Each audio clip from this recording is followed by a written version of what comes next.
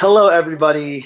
The sunshine in Miami is away, and we move on to the sunshines in Mexico and South Carolina as the On the Line podcast is now ready to talk about the Miami Open, Sloane Stevens, John Isner, as well as what's going on down in Monterey and Charleston. But first, Oliver, my co-host, how are you doing? I'm okay. How are you? Good. You sound a little cold. Sound a little sick there, buddy.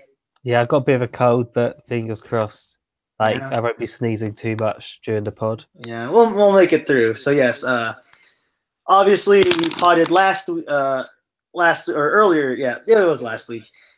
We potted last week. Talked about the Federer upset and the chant how things opened up for certain players with his loss. But now we'll look into the men's draw first. 32-year-old John Isner, biggest title of his career. Yeah, incredible run. I mean, he's matched his career high as well of ninth, which I think he first reached back in like 2012, 2013 time. Real surprise as well, had an awful start to this year. He's only won 2 matches coming into Miami. He was outside the top 130 on a race to London. So yeah, huge week for him. And same for Sasha Zverev, who he beat. He also hadn't played that well coming in, so big tournament for both. I called that one. Yeah, but yeah, I I remember you doing that actually. Yeah, but just a big run for Isner. Looking at the players he beat, Vesely and Yuzhny, both unseeded. Not easy matches he should have won. But okay, he then beat obviously second seed Cilic, and then Hyun Chung, who's obviously having a great start to the year, obviously Australian Open semi-finalist, and obviously Del Potro, who was on like a 15 match winning run, obviously Indian world champion, and then beat Sasha Zverev, who's the world number 4 in the final. So definitely the best tournament of his career by far. Obviously, his first Masters title. I think the first American to win a Masters on the men's side to win a Masters title in America since Roddick. Yes, 2010. Yeah. An exact 8-year drought.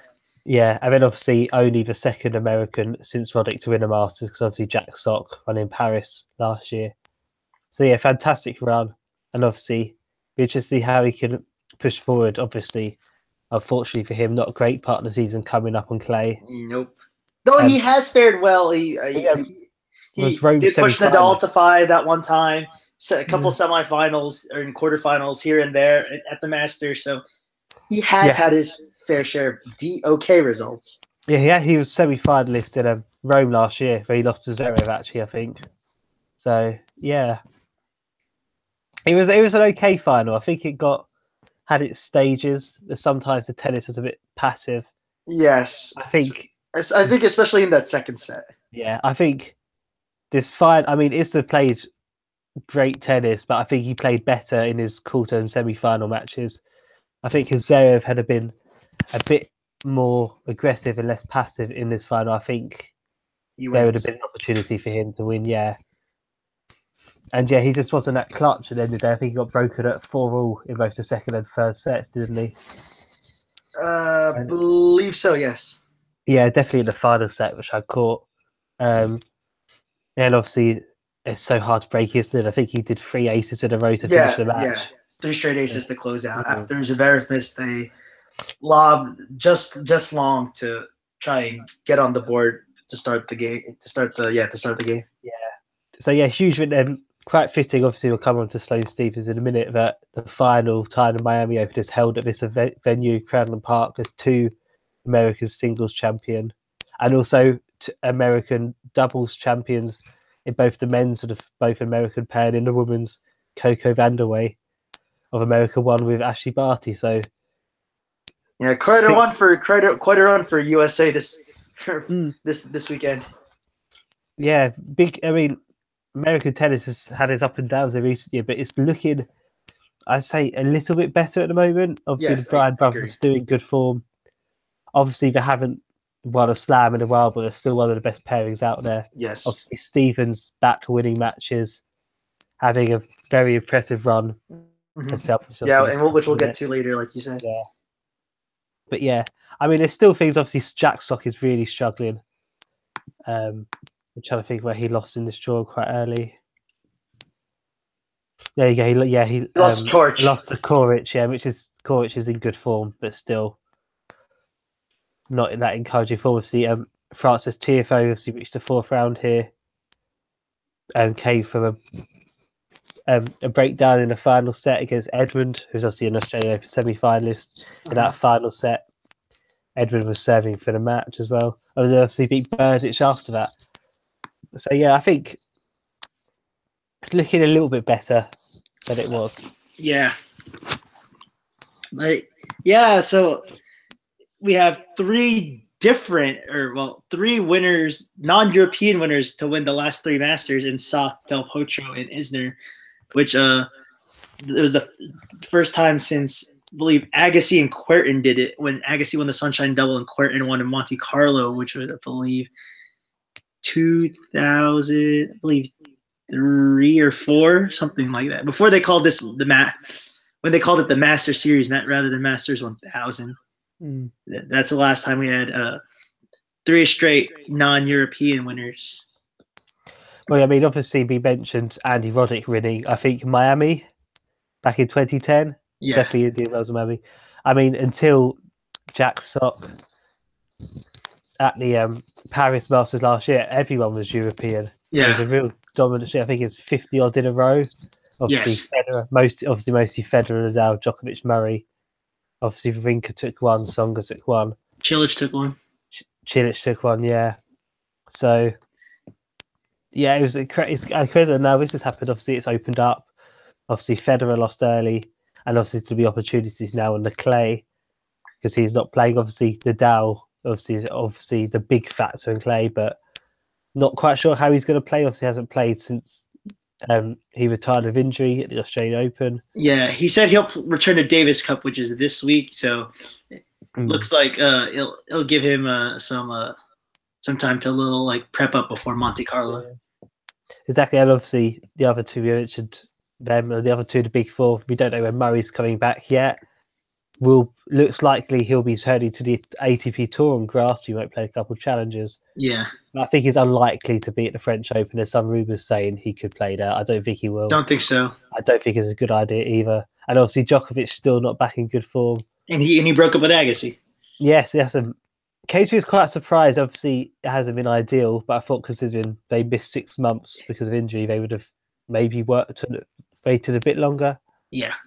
But according to Agassi, there's too many times they had to agree to disagree. Yeah. Which, I mean, is a shame, but sometimes it just doesn't work. Yeah. So I'm sure.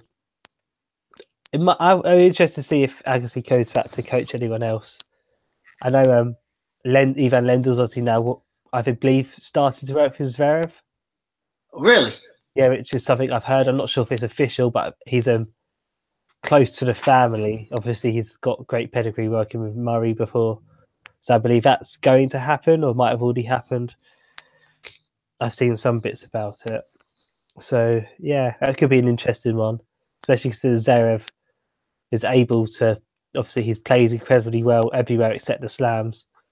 And obviously, Ivan Lendl is someone who reached countless Grand Slam finals. So it could be interesting to see if that is the case, that partnership. And he helped Murray get over the hump in Grand Slam finals as well. So maybe he could help Zverev get over the hump and just performing better at slams in general.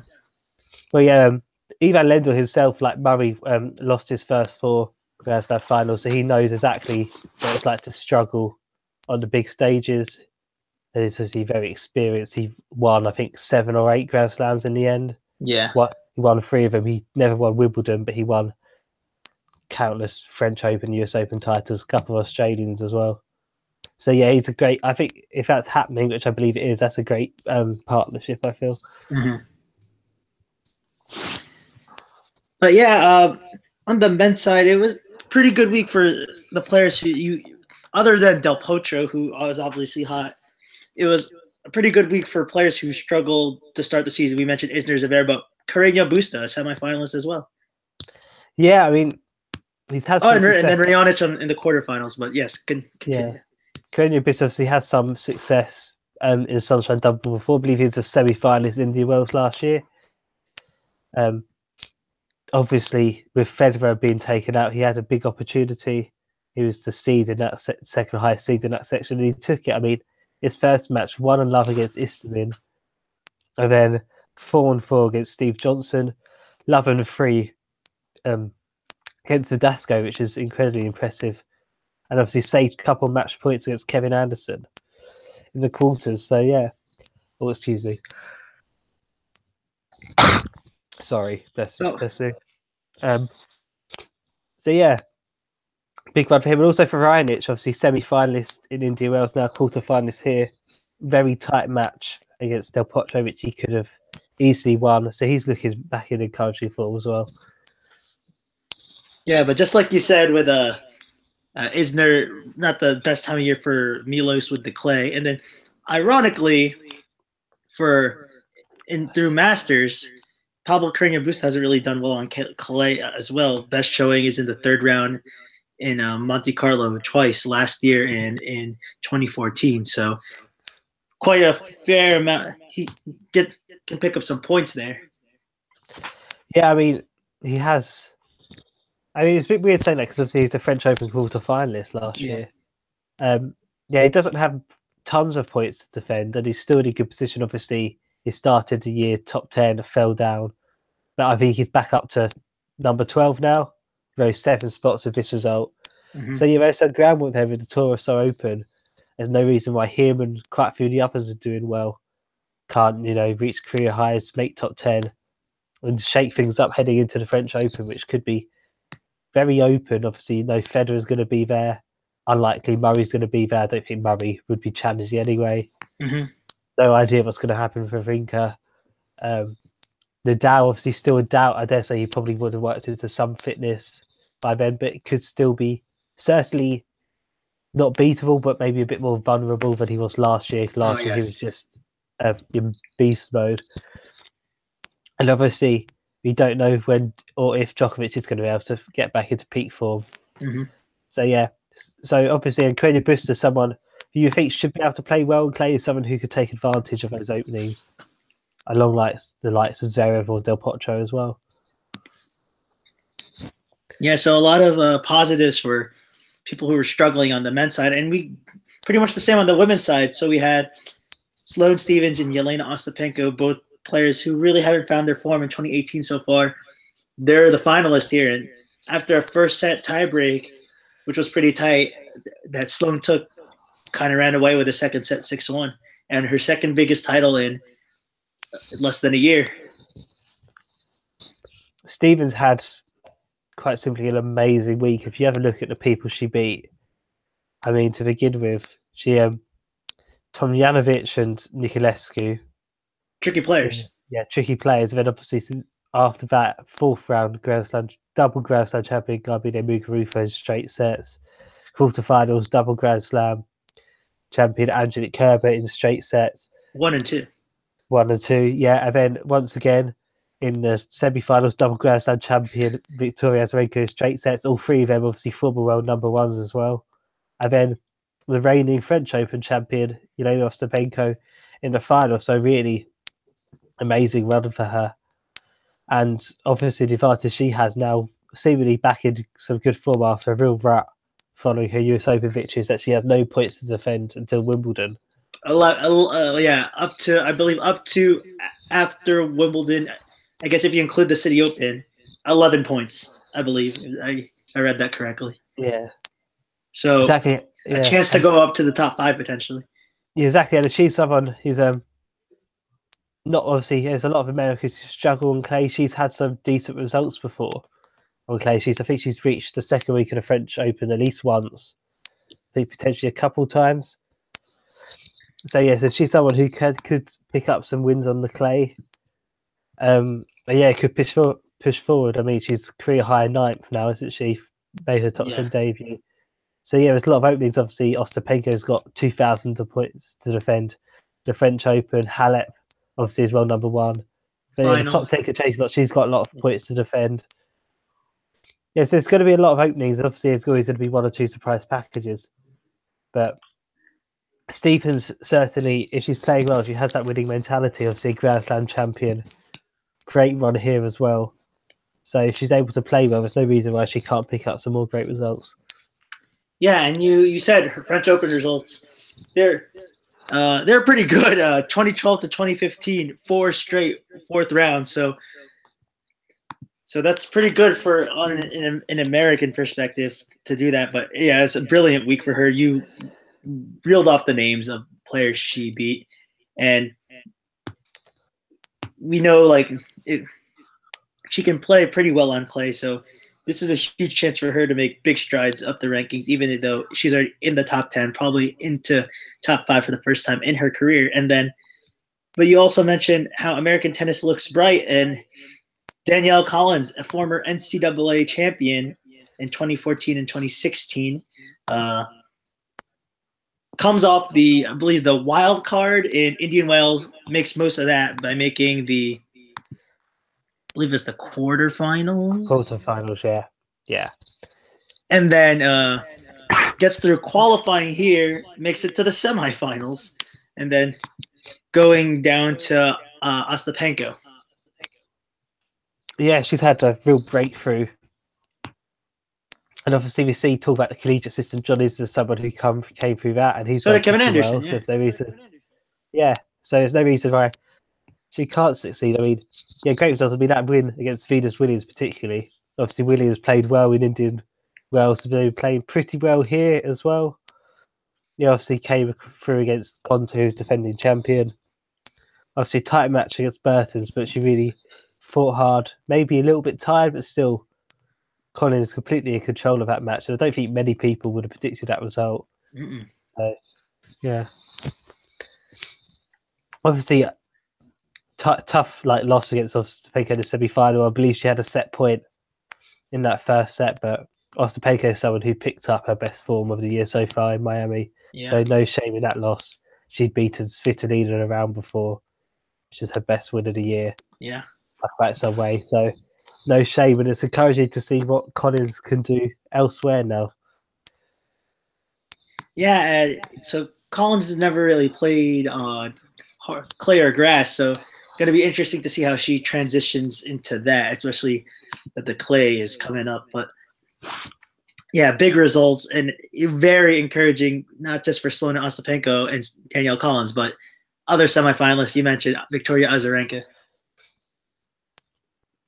Yeah, it's great to see her back. Obviously, couldn't quite show it in Indian Wells, but she lost to Stevens as well in the second round. But yeah, big run for her. Obviously, she's still unsure of her schedule due to her ongoing legal dispute, which is, I think, heading in her favour, but still not confirmed yet. She has signed up for Madrid and I believe Rome, which is encouraging. Hopefully, she'll be able to play.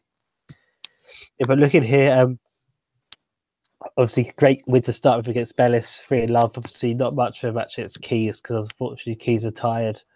But the first set, very competitive. Yeah, but Keys had a set point in that set too. Yeah. So quite unlucky for her, really. But obviously, tough match against Celestova. After that, obviously, had to come from a set down. But then against Radwanska, who just beaten Halep, 2-2, great match. And obviously beat Karolina Pliskova after that as well. So yeah, encouraging sides for her. Yeah, it's been a very good week for the players who have been struggling or have no form due to lack of playing time, lack of match play. So we'll hopefully begin to see some of that on clay, especially with a lot of clay quarters. You're going to see them pick up results as well. But this week, ATP is off for Davis Cup. So, but we do have tennis in Charleston, or tournament tennis in Charleston and Monterey. And so quick talk about Monterey, because not much going on in the draw, but we have top seed Garbiñe Muguruza. She is the very, very notable name here. Has to be the favorite to win. If it's not going to be her, it has to be the player who wins lots of tournaments in Mexico, Lesia Sarenko. Yes, I mean, Muguruza must be the huge favourite. She's had a bumpy start to the year. It hasn't been awful. It hasn't been amazing either. Obviously, she had that final, I think, in Doha, lost to Kvitova. Yeah, I mean, she should be winning this. She's a notable name, like you said. looking ahead, if she's playing well, it should be no one who's really able to challenge her, but she can be erratic. Yeah. So there's opportunities there. She said Serenko, potential, it's her predicted semi-finalist opponent. There's obviously a danger there.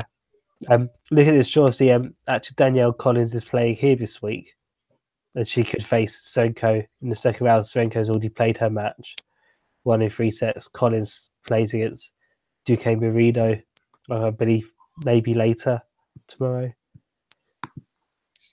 But yeah, obviously it's interesting. Obviously, you've had Barakova, second seed, but she hasn't had an amazing start to the year, so there's openings there. Obviously, Monica Puig had a decent Miami. She's a 5th seed. She's got a shot, maybe. So yeah, and obviously another notable name is Sasha Vickery, the 7th seed, who obviously beat Muguruza in Indian Wells. So yeah, I think Muguruza should be winning, but there could be some openings for other people. Yeah, I think there will be openings, but I do think Muguruza's favorite than Serenko. And if it's not Serenko, I do see Danielle Collins probably making a run here too. I think so, potentially. Obviously, Serenko would be a tough match, assuming Collins does reach the second round. Yeah. But yeah, she could break through. I mean, she obviously had a big win against Venus. Big results as well. Beat Coco Vandeweghe in Miami last week as well. So yeah, she could go on another run, but obviously it's tough because she had 2 great weeks on home soil. So it's going to be interesting to see how she builds on that. Mm-hmm. But the big talking point for this week for tour level tennis is in Charleston, as we get clay. We get the clay season underway.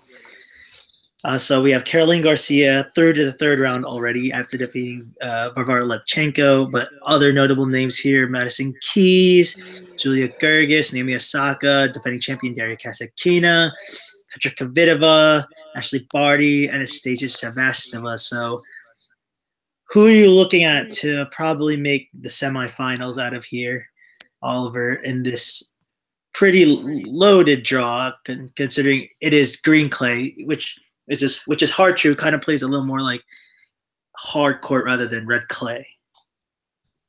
I think, obviously, just as always, if Kvitova is able to play well, I think she's in with a huge shout. We'll face a fellow Czech in the second round, either Kristina Pliskova or Katerina Siniakova. Pliskova is currently set up in that match. It's not a massively easy draw. Could have Sevastova in the quarterfinals, who'd be a very tricky opponent for her, I think. Kasatkina as well in the same section, then predicted semi-final, but obviously Naomi Osaka's in there as well. And Julia Gerges, who's kind of had a little dip in form recently. So could do with a big result. Yeah. Clay is the surface she can play well on. So yeah, Gerges really hasn't carried that form to close 2017 and start 2018 in Auckland. She hasn't really carried that since her kind of surprise loss at the Australian Open.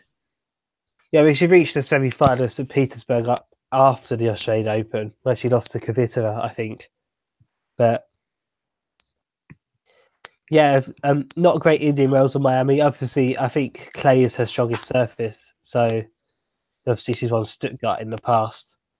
So I think she could maybe have a tear here. I mean, should be beating Christian in the second round. Siegemund or Osaka after that. Neither of them will be an easy match, but could be the favourite. So I don't know.